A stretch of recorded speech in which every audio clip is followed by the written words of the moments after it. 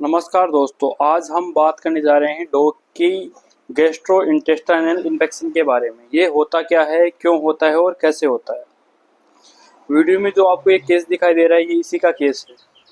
इसकी छोटी और बड़ी आंत के अंदर इन्फेक्शन होने के कारण इसको वोमिटिंग हो रही है पिछले 2-3 दिन से। वह डायरिया है, हार्ट बीट बहुत तेज चल रही है। एक तरह से ये सर्वाइवल कंडीशन के मोड पे है। ये भी उठे उठे उठे।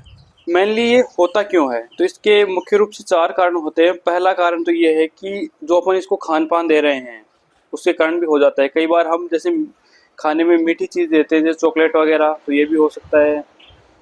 दूसरा, वायरल इन्फेक्शन, जो पारो, जब अपने डॉग की हम टाइम पे वैक्सीनेशन नहीं करवाते हैं तो कई बार पारो के कारण भी ऐसा हो जाता है। पारो मेनली 1 साल के डॉग में ही पाया जाता है, तो इसकी एज करीबन 4 से 5 साल है, तो पारो के चांस बहुत ही कम है। तीसरा कारण है बैक्टीरियल इन्फेक्शन, जैसे इकोलाई वगैरह।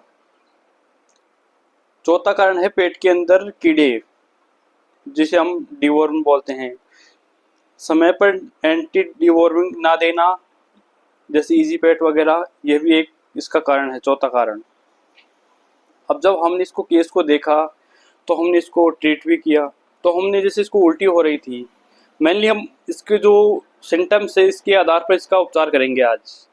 तो उल्टी के लिए हमने इसको ऑन्डेस्ट्रॉन लगाया 2 ml। पेट के अंदर अल्सर भी हो सकते हैं तो उसके लिए हमने रेंटेक लगाया 2 ml। अब मैं नॉर्मली हम इसको बैक्टीरियल इन्फेक्शन मान रहे हैं, तो बैक्टीरियल इन्फेक्शन के लिए हमने सेप्ट्राइजोन सल्बेक्टम 500 mg दिया। साथ ही एनाल्जेसिक और सूजन को कम करने के लिए 2 ml मेलोक्सिकम लगाया। अब इसकी जो ब्रीथिंग रेट थी वो पहले ही काफ़ी तेज़ थी, तो हमने एट्रोपिन सल्फेट का बिल्कुल भी यूज़ नहीं किया।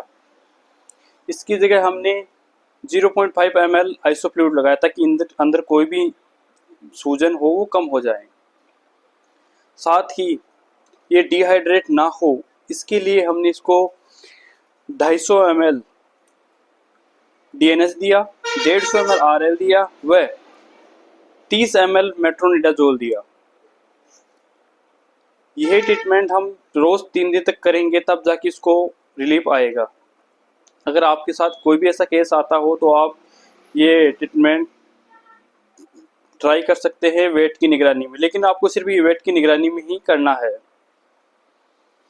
अगर आपको हमारा ट्रीटमेंट अच्छा लगा हो तो लाइक शेयर सब्सक्राइब करें। साथ ही अगर कोई गलती हुई है तो बताएं। धन्यवाद।